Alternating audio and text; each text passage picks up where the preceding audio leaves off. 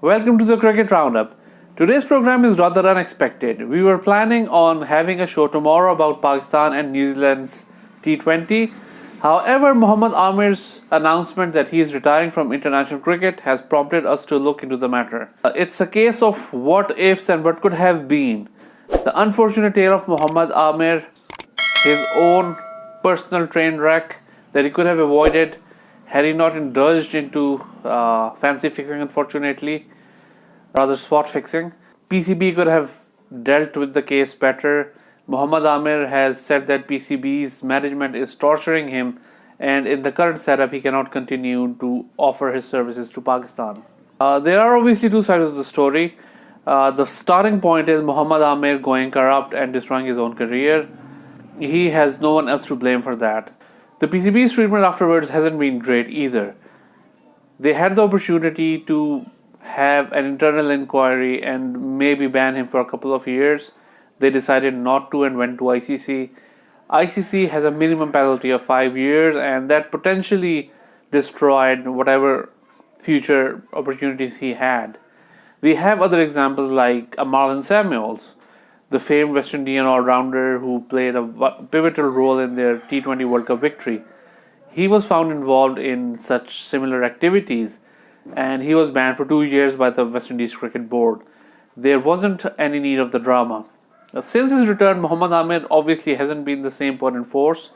Pakistan's poor fielding hasn't helped either, and a lot of his wickets went begging because the fielders weren't taking their catches. However, in the last couple of years, Mohammad Amir hasn't looked interested. I think he's got a bright future as far as a T20 mercenary is concerned. He's going to be playing in leagues all over the globe. There are some very high-profile leagues where he can certainly fit in. He's recently played the Lanka Premier League. I think you will find him playing in Bangladesh, the Caribbean, the US, and other parts of the world. We wish him the best. We can only say that we hoped he could have done better. Pakistan will have issues in near future with the lack of experience in the fast bowling department. The one resident in chief of Pakistan fast bowling unit is Wahab Riaz. The guy's got he's a combination of Mohammad Sami and Dilhara Fernando. He's the emperor of comebacks. He doesn't need to perform to be in the Pakistani team. His selection in the 2019 World Cup is a living proof of that. You can be on vacation and still get selected for the World Cup, whereas more deserving players who were on the tour party were kicked out. That's really unfortunate, but well, he's going to continue being there until really he's unable to bowl. So best of luck to him for that.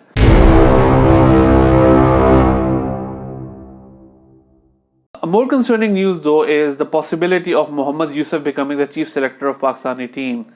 Mohammad Yousaf no doubt was a brilliant batsman, a real genius. He was a true run scoring machine back in the day. However, he has political inclinations as far as cricket is concerned.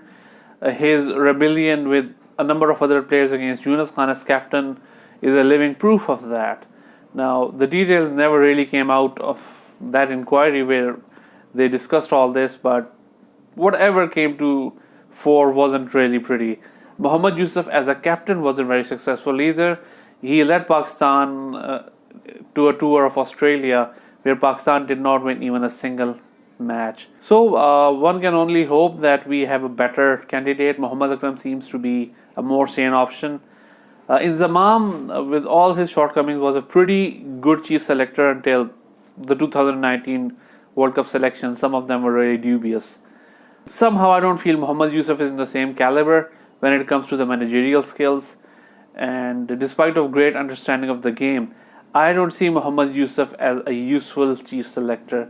I would rather go with someone with less experience but more inclination towards not being political and having a cooler head. Mohammad Yousaf has had fights on live TV with a number of former players, and he's not an ideal candidate. It's just he's good with the high performance center. He can help players develop. But it's just like putting Shoaib Akhtar at the helm of affairs. He's loud and rowdy, and that's not how you want somebody in a managerial position to be.